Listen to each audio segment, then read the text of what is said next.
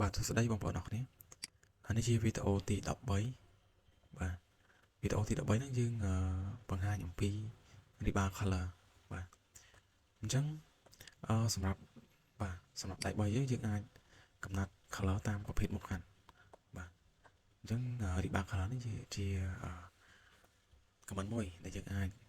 ធ្វើការផ្លាស់ប្ដូរ color របស់ដៃហ្នឹងតាមប្រភេទមុខកាន់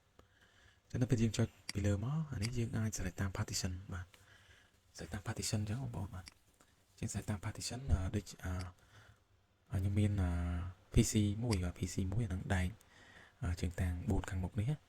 បាទអញ្ចឹងយើងអាចផ្លាស់ប្ដូរដែក8លីជាពណ៌លឿងទៅបាទ10លីដាក់ពណ៌បាទបៃតង14ដាក់ពណ៌ផ្កាឈូកបាទ16ដាក់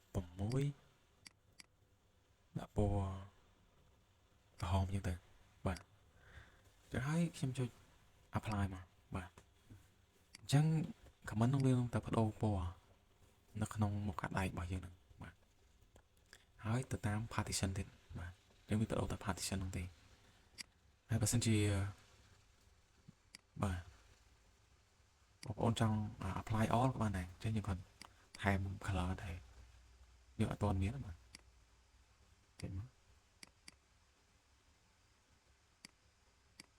អូខេយើង apply មកនេះ apply all តែម្ដងបាទ apply all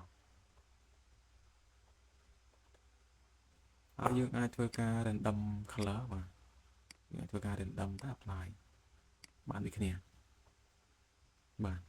អញ្ចឹងបញ្ជាក់បន្ថែមយើងអាច apply ទាំងអស់ឬក៏ apply តាម partition បាទ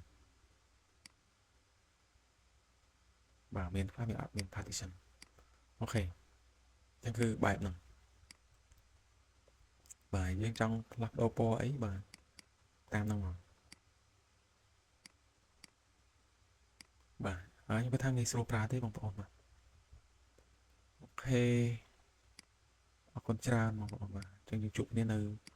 វីដេអូបន្តទៀតបាទសូមអរគុណ